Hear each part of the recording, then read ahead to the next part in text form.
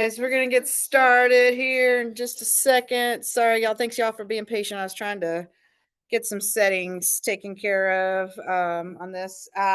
I am recording it. That was one thing, and I apologize. Last time I forgot to set it to record, so that's why I never sent out the notes or anything about it because I forgot to record it. So, but fortunately for everybody, what we're doing tonight is actually a review of the past two parent trainings. So if you missed last time, then you get to kind of get a little bit of a refresher and we'll kind of dive a little bit deeper into a couple of things. So I'm going to actually open it up to Miss Kelly. Miss Kelly's going to come up and give us some announcements and just some information about a couple of things, and then I'll jump back in here. All the field trips, all the upcoming stuff. We're not going to do parent training in December, just so that way everybody can have their time off, be with their families.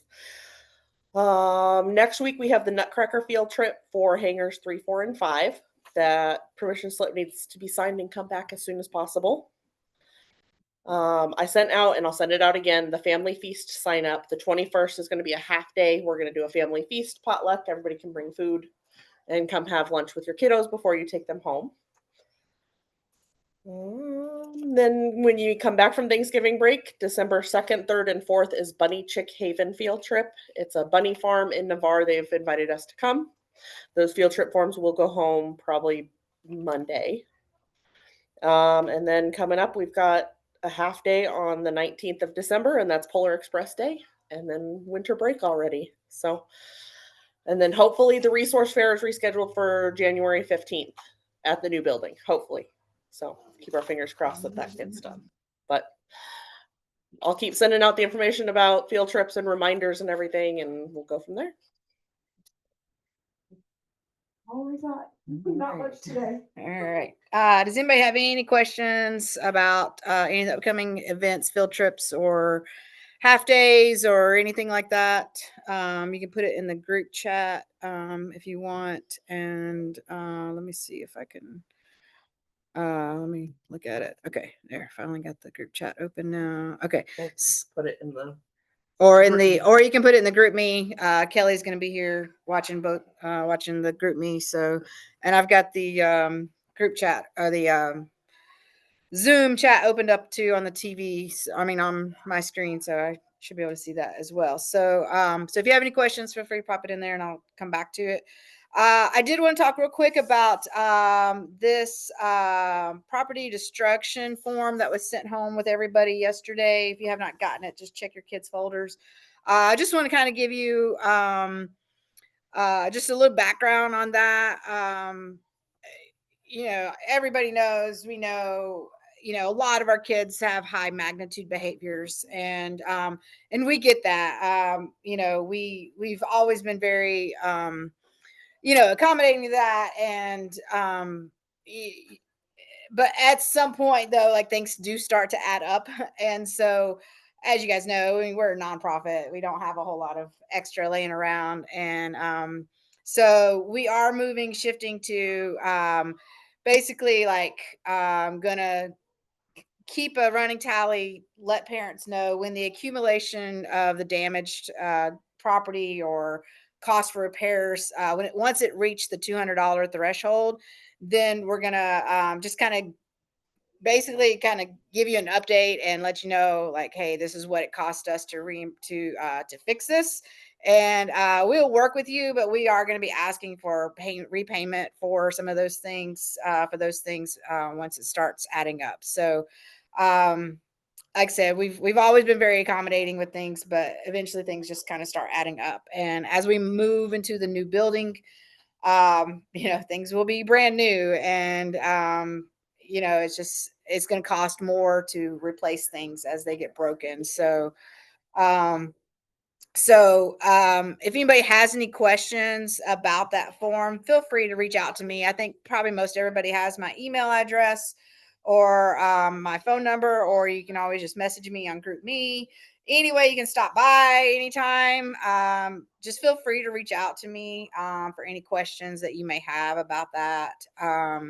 It's just a way, like I said, just to help us. We just don't have the money to to necessarily be pouring into replacing all the things. But if anybody has any questions about any of that, please feel free to reach out, and we can talk about that a little bit more. But I did kind of want to give parents just a little heads up about that. I feel like it's pretty well explained in the form, but yeah, just kind of want to touch on that a little bit more. Um, so yeah, and we're gonna be out of here pretty quick because this training is, I mean, it kind of is a little bit long, but this is really all we're doing tonight. So there's not a whole lot. So hopefully I won't keep you guys too long. So so we're gonna kick into this training. So give me just a second. Let me get screens figured out here. Let me get everything, all the technology going. Let's see. It's gonna throw this up on here probably.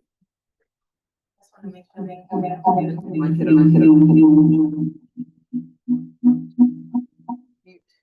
Okay. Yep. All right. Mute that. Okay. We don't need that. And then let's see. Okay. My mind is like tripping over. Okay. Gonna do this.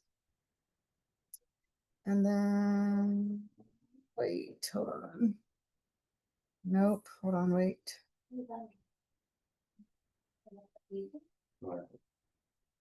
Oh, go back to the Zoom. Oh, okay.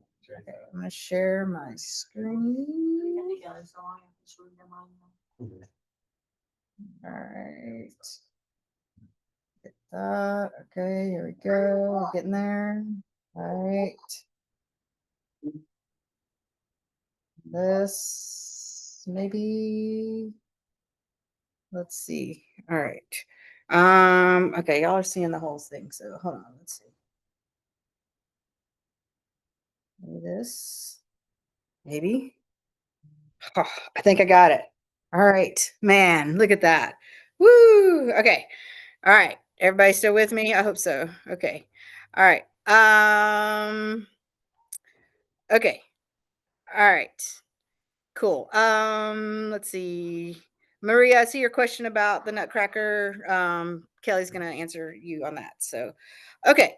All right. So as I said, we're gonna kind of like do a little bit of a refresher of what we've talked about the past couple of weeks, or past couple months.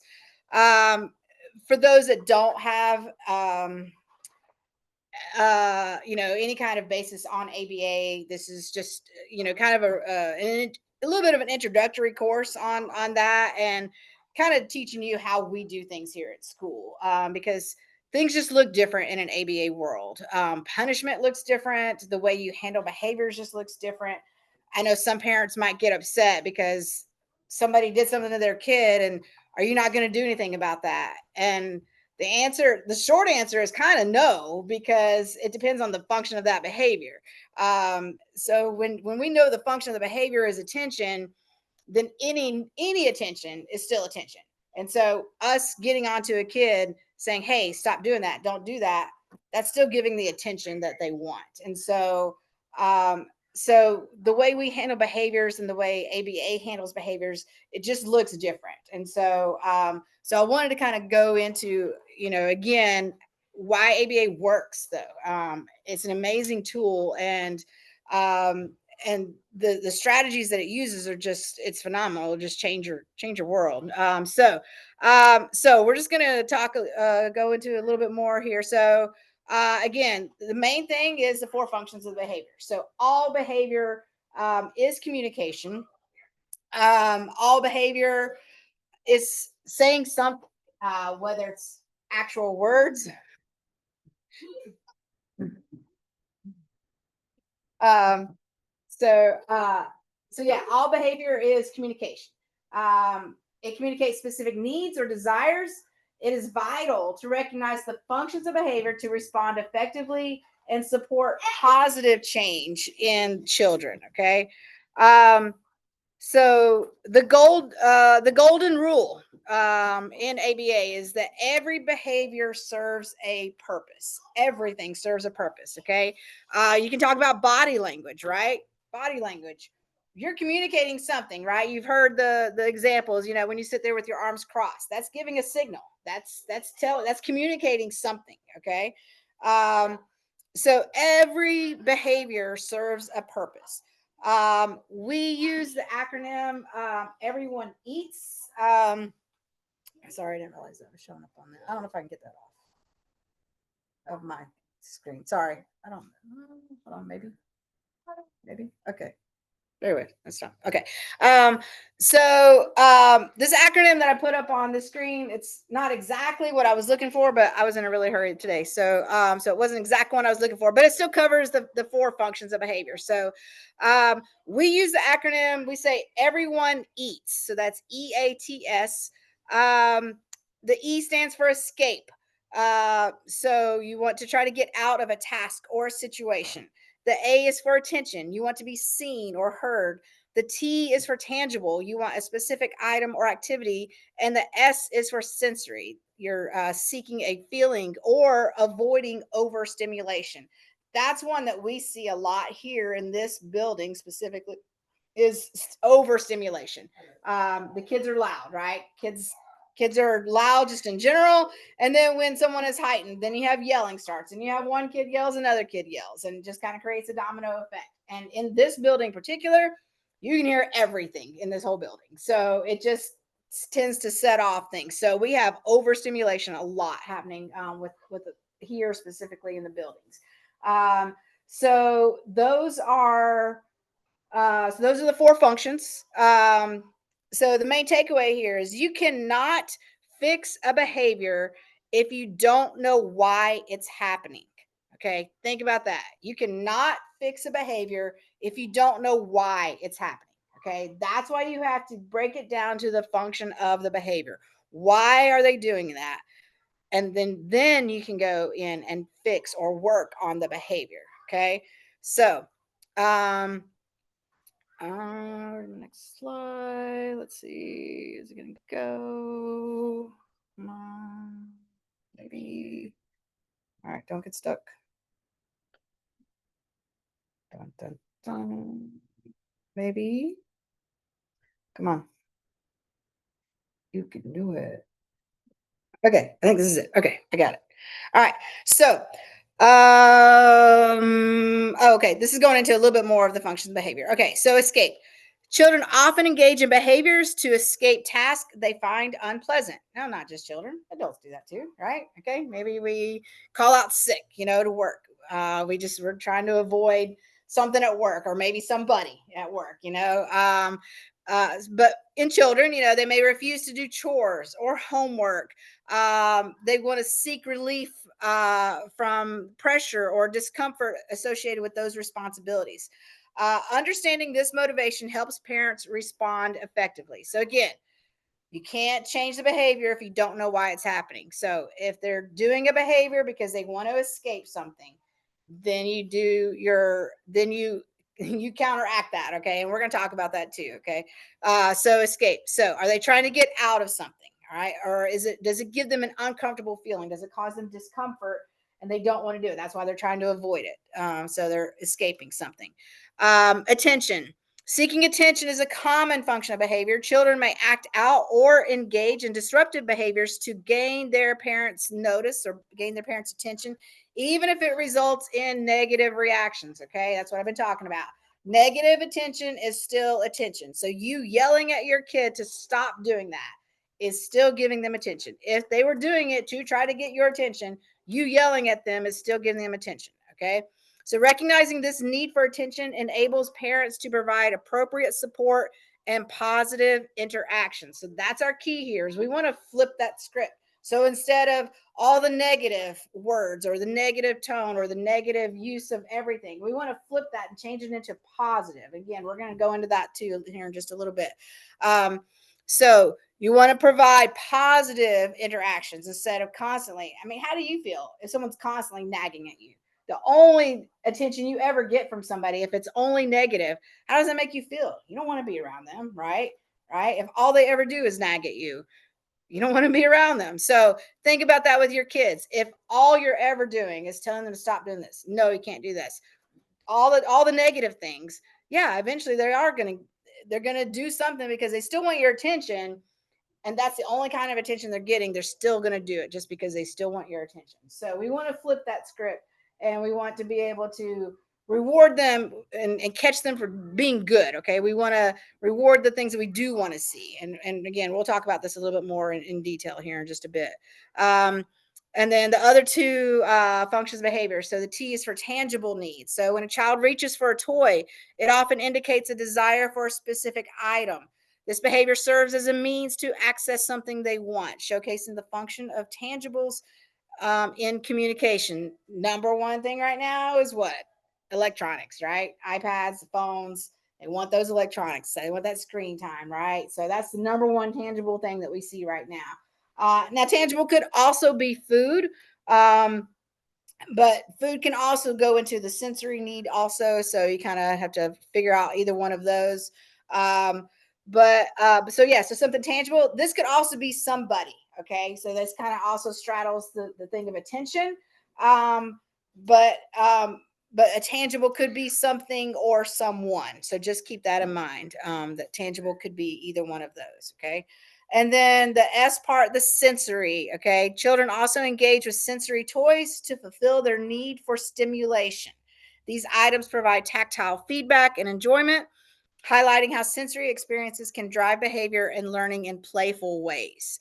So, sensory. So, we have a lot of kids who have mouthing, like they like to chew on something. And so they'll use chewies, the silicone like chewies or things like that. And satisfies that chewing sensation for them.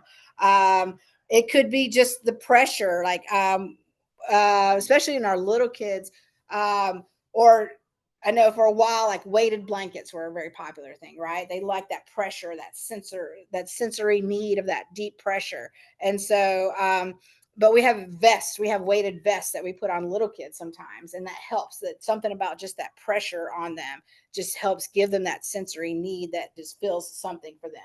And so there's tons of ways that you can get sensory, that kids may seek sensory input. Tons and tons of ways. We have there's one kid that he he definitely loves feeling something on his hands, and for a while he was going around just slapping all the walls, just literally just slapping all the walls. And so we were trying to, again, we want to create positive interactions here, right? So we do replacement behaviors, which I'll talk about here in just a second. But so we were trying to replace that with something more appropriate. And so we just got to where we would ask him, hey, do you want squeezes? So like we would just go up and like give him like high 10 kind of in a way, but we would just like squeeze his hands as we did it. Or we would just ask him, hey, do you want squeezes on your hand? And we would literally just take his hand and just squeeze it, or even go up and down it. And he would say yes every time. Like he would be like, yes, squeeze. And so I'd ask him, I was like, hey, do you want 3 or 5 squeezes? 5 squeezes. So I'd give him and we'd count it. So that input of that is something that kids seek out too. I'm trying to think. Any other sensory? I mean, you have things like sleep or hunger or things like that. I mean, again, you think about us. I mean, we get hangry, right? If we get, if we haven't eaten in a while, we get hangry, right? So that can also be a sensory need, also for kids. And we do notice that. And parents will say they won't eat breakfast for them at home, and then they get here, and I don't know what happens to these walls, but kids turn into ravenous wolves when they walk in this building. I mean, we cannot keep food in this building because they are eating us out of everything. And so they get here and they're just hangry. Like they're barking at everybody. They're just snapping, just all the things. And and then eventually, like after snack time or after they've had something, they just tend to be a little bit more calm down. It's like they were just hangry. And so hunger is definitely a sensory thing. And then again, also think about sleep, right? We have a lot of kids with ADHD, and sleep is just hard to come by, right? When I was teaching our older kids last year, I mean, we had the conversation many times. They're like between like 13, 16, but many times we would sit and have these conversations about sleep, and they're just talking about how they just can't go to sleep, just lay there for hours and hours and hours. They just can't turn off their brain. So, but then think about that. What effect does it have on your body when you can't sleep, right? When you don't get enough sleep? And so So sleep is also another, that could also be another sensory issue as well. So when you think about sensory input, sensory things, again, there could be like the mouthing, the deep pressure, those kind of things. But then also just think about just are you hungry? Are you tired? Do you need a nap? Do you need a power nap? Do you just need a hug sometimes? Because again, that could help relieve that sensory need sometimes. Um, so anyway, so all right, so that's a quick recap on the 4 functions of behaviors. You may have any questions about the functions, about any of that? No. Okay. All right. If you do have it in the Zoom, just type it in, and we'll come back to it. We'll circle back. Um, all right. So those are the 4 functions. So remember the acronym. Everyone eats. The EATS: escape, attention, tangible, and sensory. Okay. All right. Now, why is that important? Okay. So understanding why behavior occurs is crucial for parents. So by identifying the function behind the actions, you can effectively change and guide behavior in positive ways. Okay. So you got to know why. So again, you cannot fix a behavior if you don't know why it's happening. All right. So that's kind of think about that as part 1. Okay. So you want to know the function, you want to know why they're doing it. And now we're going to move into the how, right? How do we handle it? How do we respond? Those kind of things. So this goes back into our session that we did last time where we talked about reinforcement versus bribery. Okay. And the key thing to remember that is that the difference between managing a crisis and teaching a skill. That's ultimately what it comes down to. So it's the difference between managing a crisis and teaching a skill. Okay. Reinforcement teaches a skill because you're going to reinforce the behavior that you want to see. That's what reinforcement does. Bribery manages the crisis. Okay. So reinforcement is proactive, it's planned ahead of time to increase the desired behaviors. Bribery is reactive, it happens during the meltdown to make it stop immediately. That is ultimately the only function, is just make that meltdown stop. Now, I get it. We're getting embarrassed, right? We're in the grocery store, we're in a restaurant, we're somewhere out in the public, and the kid starts having a meltdown. And all you want to do is just get your kid to stop crying, stop screaming, because everybody's staring at you, and you're thinking, oh, they're thinking I'm horrible parents, all the things. I can guarantee you, not everybody's thinking that. There may be some, but I can guarantee you not everybody does. Um, so, um, so think about, you want to set your kid up for success, right? And so that's the difference between reinforcement and bribery. Um, Reinforcement. With reinforcement, the parent sets the expectations. They're in control. They're in control of the expectation. They're in control of the reinforcement. They're in control of all the things. Okay. That's reinforcement. The parent sets the expectation. So you pre-teach. You say, hey, we're going to a restaurant tonight. And we're going to go to a restaurant. We may have to sit and wait for a little bit, but you can watch your iPad while we wait, but when it's time for food to come out, then we have to turn the iPad off and eat, So make sure you pre-teach, set those expectations, set the desired behavior that you want. That's reinforcement. That's setting those expectations, setting it ahead of time so the kid knows what is to be expected. Bribery, the child dictates the reward via their behavior because they're going to do something to get what they want. All right. So, okay, somebody hit a wall. They're being silly. Okay. All right. So, like the slide says, the difference is crucial for parents. Reinforcement proactively teaches the skill, while bribery reacts to crisis, often undermining effective parenting strategies in stressful situations. Okay, so think about those stressful situations. I know we've all done it. We've all said, okay, if you just stop crying, yes, I'll buy you that toy. Just stop crying, okay? Or yeah, we've done it. We've all done it before, right?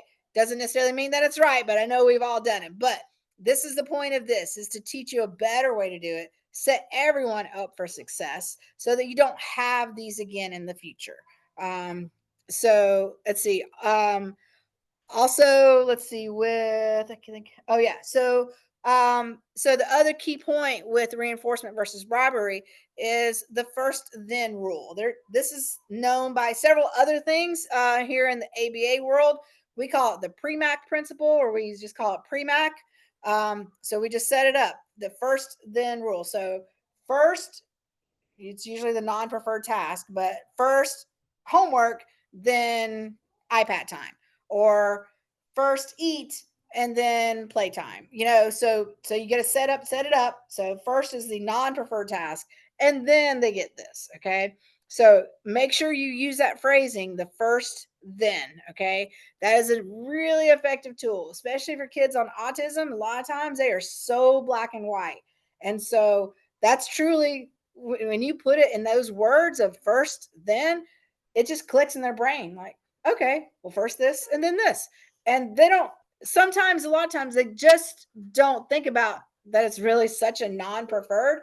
They just hear the first and then, first this, then that. And they're like, okay, well, that just makes sense in their head. Okay, well, first I got to do this and then I can do that. No problem, no sweat. All right.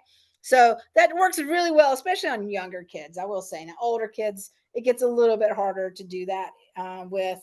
They tend to get a little bit more, catch on to your evil ways, and so it gets a little bit harder to do that with. But with younger kids, especially, it's like just the magic words of first and then, and they just, a lot of times they just tend to get it. And so using that terminology really is just a huge tool. So keep that in your tool belt. The PREMAC, the first then. Sometimes it's also known as grandma's rule. Grandma would say, first eat your veggies, then you can have your dessert. So it kind of got nicknamed grandma's rule. But in the ABA world, we call it PREMAC, but then just simply the first then. Yeah. All right. And then now, kind of connecting it all together. So this is our ABCs. Okay. The ABCs of behavior. So when we understand the relationship between the antecedent, which is what happened before, and then you have the behavior, that's like what was the actual thing that they did, and then the consequence. And not necessarily consequence as far as like punishment or anything like that, but what happened immediately afterwards. Okay. And this is so crucial to be able to identify the function of the behavior. When you can do ABC data on this, I can tell you our staff is so sick of ABC data sheets.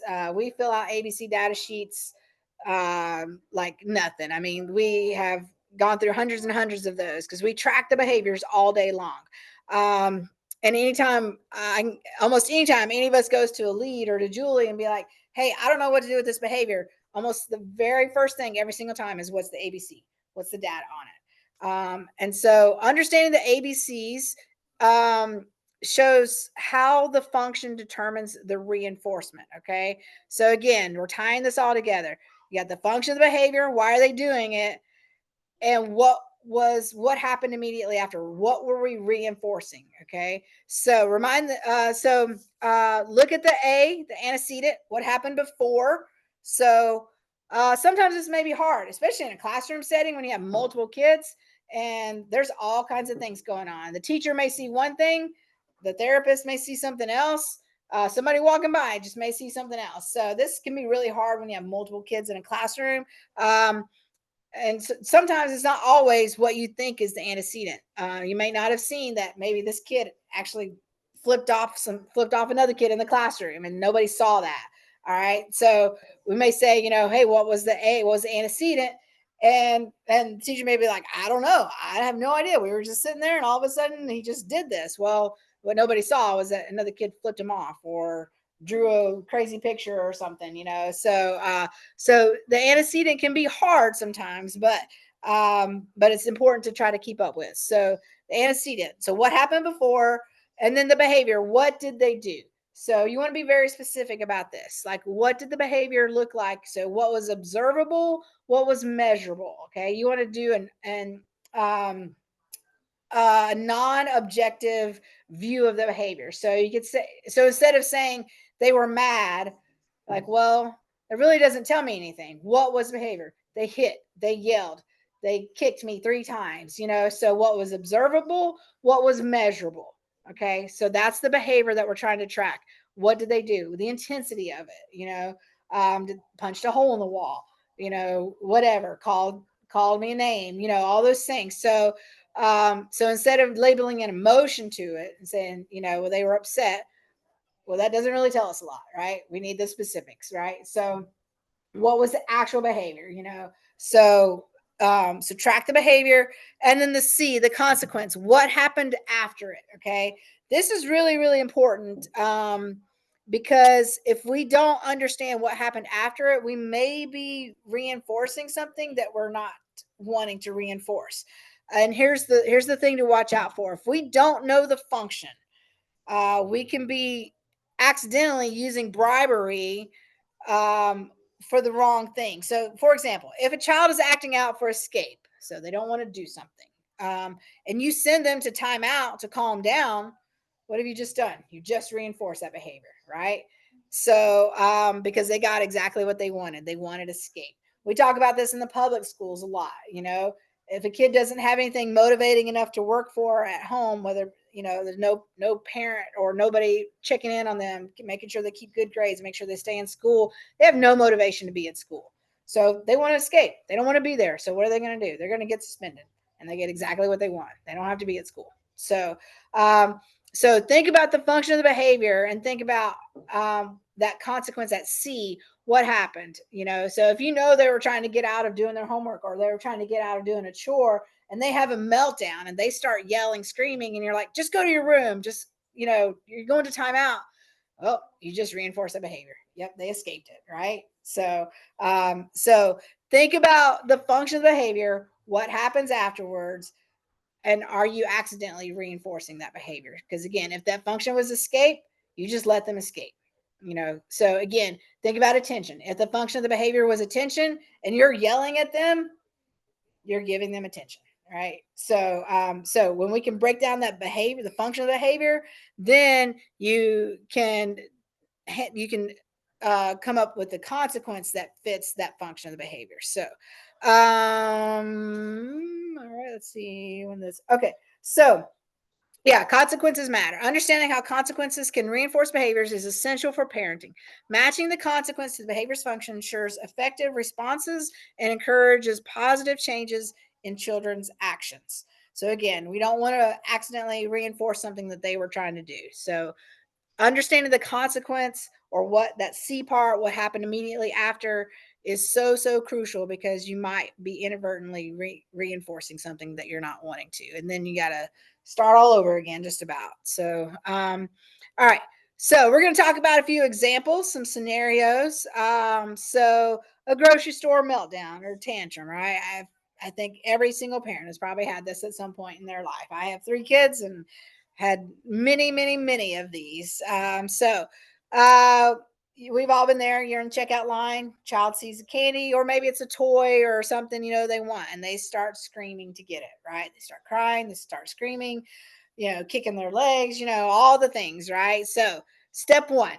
Step one is what? You're going to identify the function. Ask yourself, what are they trying to get? What do they want? So in this case, they want the candy bar. So if you think back to our functions of behavior, is this the EATS?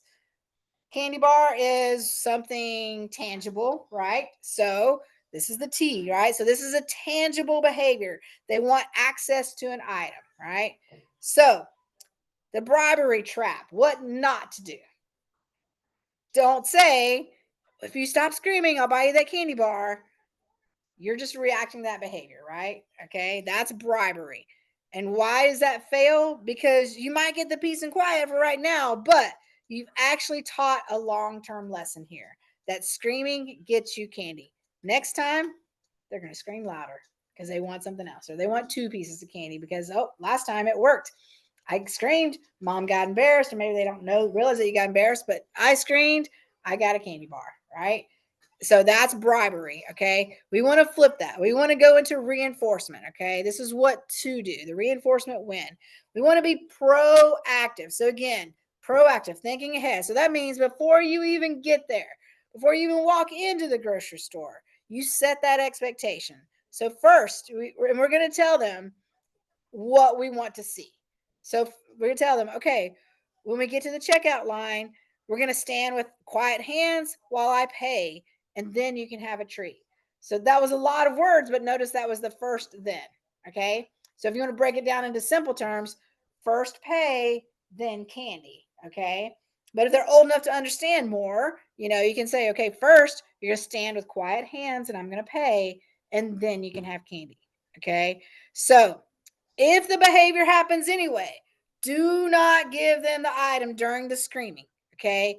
You got to wait until they calm down, and you want to reinforce some type of desired behavior. So even if they identify their feelings, which I think is great, I think we need to be able to teach your kid. And that's one thing we do here at school, identifying them. You can say, hey, I was mad. I was upset. I was angry. And I screamed because I really wanted that candy bar. Actually, that's a great thing to reinforce for them be able to say, express their feelings, So like, hey, that was a great job telling me how you felt. Thank you for telling me how you felt, and you can still give them that candy, or you might could say, okay, well, I'll give you a piece of it now, and then we're going to save the rest of it for after dinner. So you could even break it up a little bit, because you're still trying to figure out, am I still reinforcing this behavior or not? And then you can have a conversation with them about how it's okay to be mad. It's just how we handle that, right? And that's one thing I've always tried to tell my kids, both here at school and my own kids. Like, it's always okay to be mad. Like, there's never anything wrong with being mad. It's just how we do it, right? So so wait for some type of behavior that you do want to reinforce, and then you can reinforce them with that treat, with that. And then we think about replacement behavior. So instead of them crying, screaming, whatever, we want to teach them to use words, or to teach them how to do that appropriately. So, rather than screaming. So we want to be able to give them of what to do, instead of always, again, going to the negative of what not to do. We want to flip the script and tell them what to do. So instead of just saying, don't scream, you can say, we're going to wait quietly in line. So instead of saying, don't hit, you just say, we have calm hands that are in our pockets, or something like that. So think about a replacement behavior. Tell them what to do instead of what not to do. Okay. So that's our grocery store scenario. So again, reinforcement sets it up. You're proactive. Okay. If every single time they're going to ask you for something, go ahead and set that up before you even get there. Before you're in the car.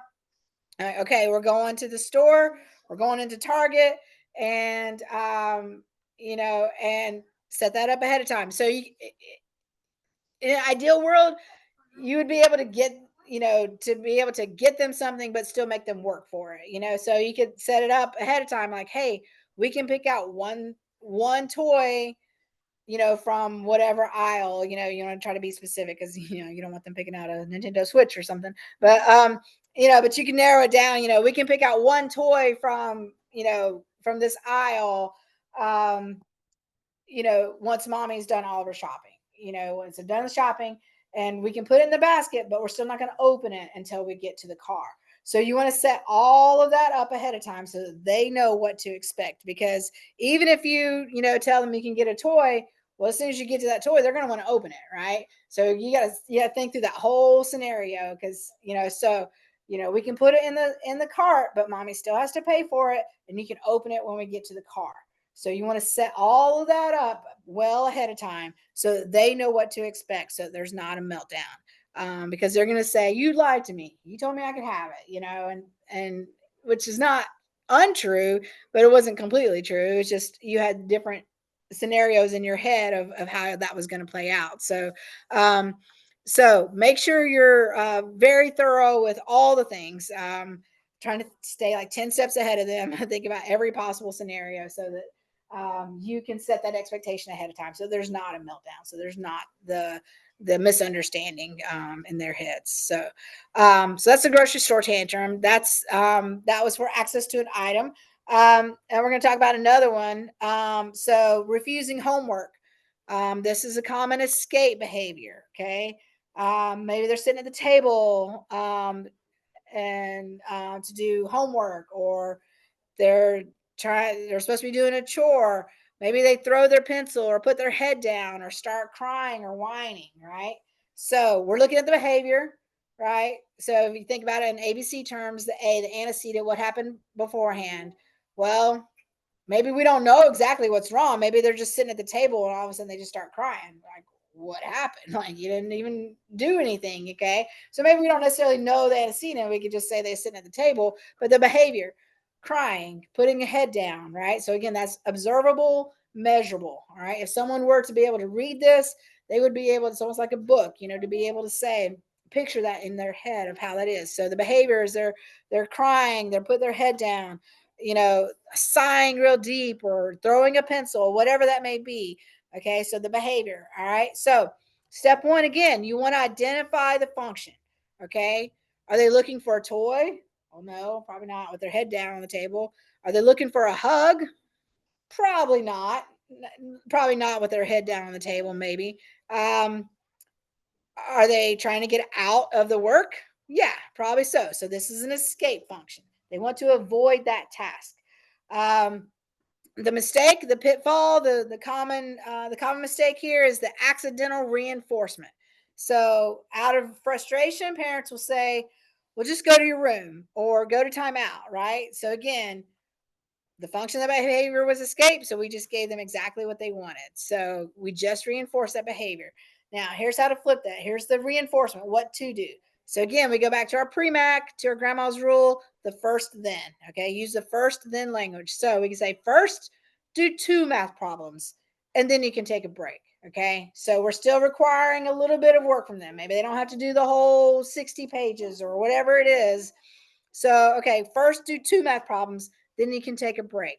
All right. If you know that this is something hard for them, just break it down into small chunks. If they're supposed to read for 20 minutes a night, okay, well, let's read for 3 minutes, right? So we'll start small, we'll take a break.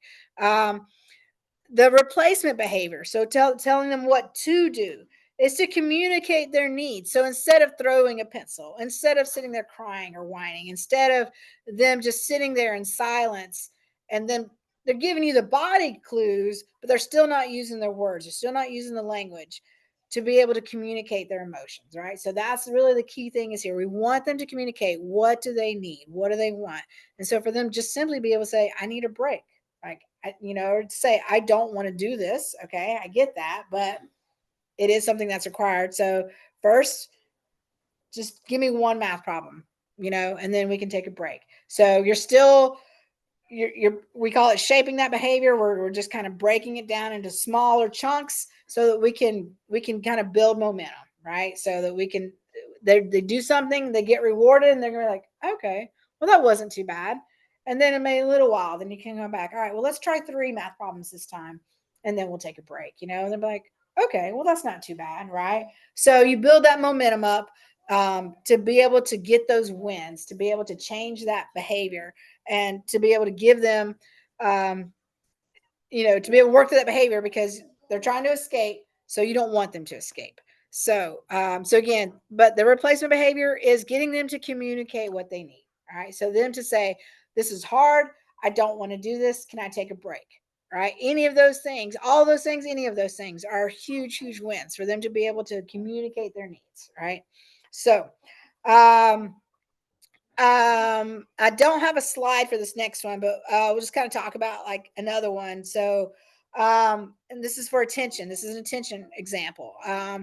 Maybe you're on the phone, right? Your child starts making noises, banging on the furniture, happens every single time, right? I don't talk on the phone that often, but I felt like every time I did, my kids always wanted my attention. I'm like, really? You have me for 24 or 23 and a half hours, and the 30 minutes I'm on the phone. This is when you absolutely have to have my attention. So, again, step one, identify the function, right? They want you to look at them. This is for attention. They want to be heard or seen. Now the bribery reaction, the trap here, is that if you stop your call and you yell at them, hey, stop doing that, I'm on the phone.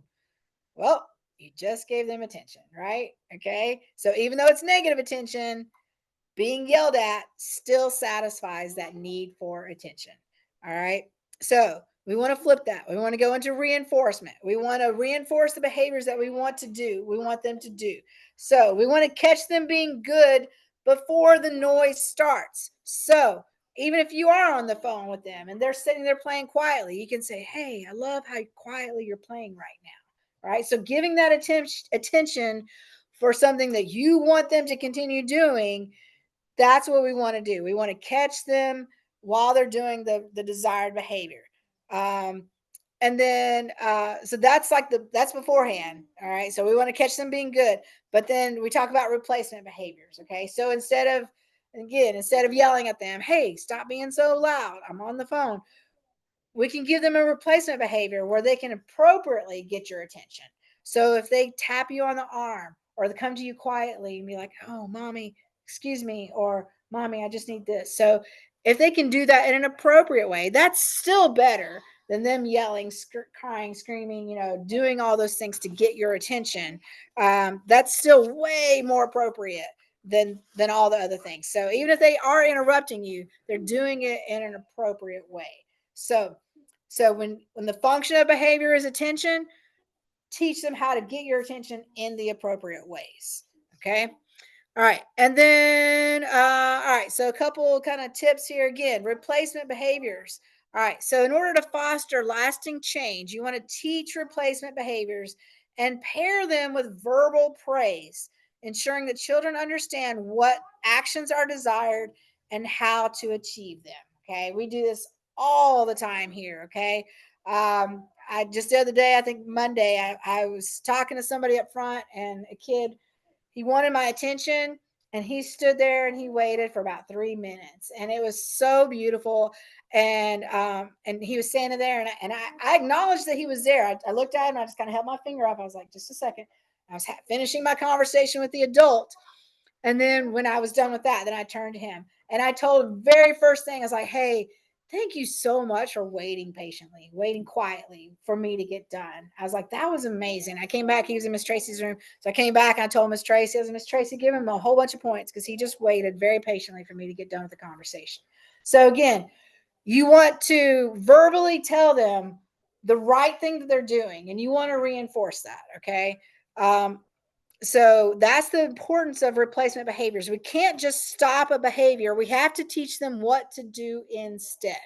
So instead of hitting for attention, you can tap mom on the arm, or you can ask quietly. Of course, here in the classroom, we try to teach them to raise their hand, for attention. Instead of screaming for a toy or pitching a fit, the replacement behavior would be to teach them to say, hey, can I have a turn? Or can we set a timer, for those? So teaching replacement behaviors, but we have to pair that with praise. Don't just give them the item. Always pair it with a specific verbal praise so that they know exactly what they did right. Because again, we want to teach those behaviors. We want to reinforce those. We want them to do those things instead of always telling them what not to do. We're telling them what to do, and then we praise them when they do it. And we need to let them know specifically what they did, what was right, so that they know that that's what they need to continue doing. And initially at the beginning, we're going to lavish all the reward on that. So, if they like verbal praise, if they like hugs, if they like the attention, all those things, you want to give them all the praise in all the ways that they want. Maybe you keep a chart or maybe you have some sticky notes and you write, hey, waited for me to get off the phone. You write that somewhere, you stick it on a chart just as a reminder of those things that they did right. And go over that every few days or once a week or so with them, like, hey, you remember you waited for me to get off the phone? That was great. Or, hey, you stayed right by my side while we walked in the grocery store. You stayed with me the whole time we were in the grocery store. Like, that was a great job. So reinforce those behaviors. You have to know, how they enjoy getting love, so again, if that's with a hug or verbal praise or with some type of reward, whether it be candy or, something like that. So you want to pair the praise with a reward so that, again, they get that feeling of reward. And then eventually you can tame that down, right? We call that shaping also, just kind of shape that back so that we're not reinforcing or not having to give them all the things all the time, so maybe next time we go 2 or 3 times, and praise them for the right thing, and give them something, that they might want. So we're not caught in the trap of having to always reinforce that behavior. So some parents feel like, well, if I give them that for this time, they're going to want it every time. Well, no, you can definitely fade that back. We call that ratios of reinforcement. So there's different ratios that you can reinforce behavior with, and so you can scale back that ratio, and then again, just learn that there's other ways that you can give them other reinforcement. So again, sometimes it's something just as simple as a hug or a high five. If they're super attention driven, those things are huge, right? So always get creative of how you can reinforce things. If you see that they've got a little interest in something, lock that into your brain, like, oh, they were playing with some yarn the other day. Maybe they want to learn how to crochet or knit or something, or whatever it may be. Or they were really interested in the show about bugs, which all the kids are, right? So they love all the bug shows, all the things. So dinosaurs or whatever. If they show interest in something, lock that into your brain for just a little bit so that you can use that for reinforcement at some point and be like, hey, I know you were playing with that, that you seem really interested in that dinosaur, maybe, again, try to reinforce that. Use everything that they're interested in to use as some possible reinforcement for something, because you want to reinforce all the good things. So, all right. So this is our closing checklist. Okay. So just 3 key points here. So again, step 1, always identify the function. Okay. When you can identify the function of behavior, is it escape, attention, tangible, or sensory? That helps formulate effective responses to positively influence behavior. So that's really key right there, because when you understand the function, you can formulate effective responses to positively influence behavior. I cannot tell you how important that is. Number 2, plan reinforcement. Again, you want to be proactive, right? So that means you got to think ahead sometimes, okay? So decide on the reward before the behavior starts. So before behavior occurs, plan how to reinforce it. Having a structured approach to reinforcement ensures that desired behaviors are consistently encouraged and strengthened over time.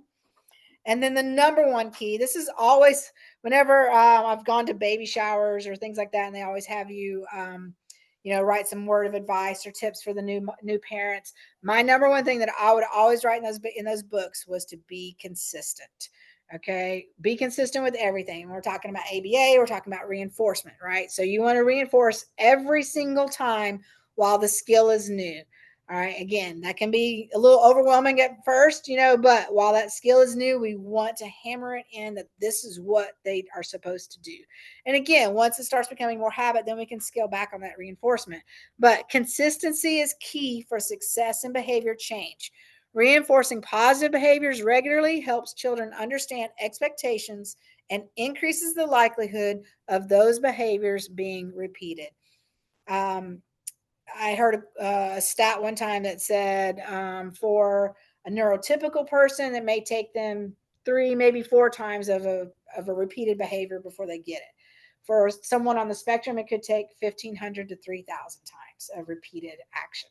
So on the spectrum, that, obviously, does that create more challenges? Yes, but that just reinforces why it's so important to be consistent. Because I tell you, when you break that one time and you do something different, they will remember it. That'll be the one thing that they remember. And they're going to say, yeah, but remember that one time you let me do this. And you're going to be stuck for life on that. So be consistent. So, don't promise something that you can't fulfill. Don't threaten something that you're not going to follow through with. So again, going back to the grocery store, don't threaten to leave if you're really not going to leave. Right. So don't threaten something that you're not going to do. One thing I always hate, and I kind of get the brunt of this sometimes with me being the director of the school, the principal or whatever. But a lot of times I hear sometimes get tossed around like, hey, if you don't straighten up, I'm gonna take you to Miss Danny. I'm like, hey, I don't want to be the bad guy. Like, no, I'm not, I'm not the discipline, whatever, so don't threaten something that you're not gonna follow through with. So again, flip that script. Reinforce things that you're gonna be able to follow through with, do things that you're going to be able to do. Don't promise something that you can't follow through with, because again, they will hold you to it every single time. So be consistent. Um, that is like all. That's my biggest thing is just be consistent every single time with everything. So that pretty much wraps up. Does anybody have any questions about any of this? Any scenarios? Any examples? Any situations that you've been trying to deal with that you're not really sure how to handle? Again, just I am not a BCBA, so I've been in this field for almost 11 years, but I am not a BCBA. I can just give you tips of things that I might would try or do, but I'm definitely not a BCBA. So um, if your kid is receiving ABA services, then definitely go to their lead and talk about those behaviors if you have anything specific. But otherwise, feel free to reach out though if you ever have any questions about anything, and we'll try to do our best to help you out in all those things. So yeah, that's pretty much it. So just a reminder, we will not have a parent meeting next month for December. I know the holidays can always be so busy, so we're not going to bog you down with another appointment on your calendar. So no parent meeting in December. We will jump into January. So technically it should have been the 8th because we do this the second Thursday of every month, but students just come back on the 7th. So I didn't want to jump into having a parent meeting or hopefully resource fair just the next day. So we're going to bump the next monthly meeting to January 15th, and hopefully that'll be the resource fair, and hopefully that'll be at the new building. So I have not been to the new building since like first part of October, I think. So I have no idea what's going on in there. I haven't been in there. I need to stop by sometime and see it. But we have our gala this weekend. This is our big fundraising gala. If you're coming, great. Excited. See you there. We have a former student that will be there. And I cannot wait to see her. I haven't seen her in several years, and I'm excited to get to see her, and I'm excited for you to hear her story. Every year, Julie does a book about a former student or current student, could be the one. And so the book is about her, and she's going to be there. She's now in middle school, which blows my mind. And so I'm excited to get to see her again. And the book that Julie's made, it's not quite done. She got like a first draft kind of edition today, but there's definitely some things that need to be edited. So we will be taking orders for that book, and then we'll have to finish getting it tweaked and place those orders. But it's a great story about how just the changes that they've been able to make. And so yeah, it's a big fundraising gala though, so come with money, because we got lots of things that we're going to be auctioning off, but some great packages, great things that we got auctioned off. We've got tons and tons and tons of donations this year. It's been absolutely fantastic. So I'm excited for all the things that are going to be auctioned off. Last year, one of the big hits was the dessert, the cakes. Yeah, man, people were buying these cakes for like $300. I'm like, didn't one of them go for $5? I think so. It was crazy. I was like, you can go to Publix and get that for $30. But no, it was great. It was fun. So if you're making plans to be at the gala this weekend, or hopefully you've already bought your ticket because I don't think you can get any more. But dress up. It's fancy. It's a masquerade theme this year, and it's gonna be at the Hilton Garden Inn down on the island, down there. So. Okay, I was trying to stall just in case anybody had any questions in the group chat. I was going to give it there, but I don't see anything coming in. So, all right, I told you guys I wouldn't keep you that long. So that's it. So thank you guys for showing up. I appreciate all of you guys, and thank you for being here. And if you have any questions or anything, just feel free to let me know. So, all right, I'll see you guys later on. Bye.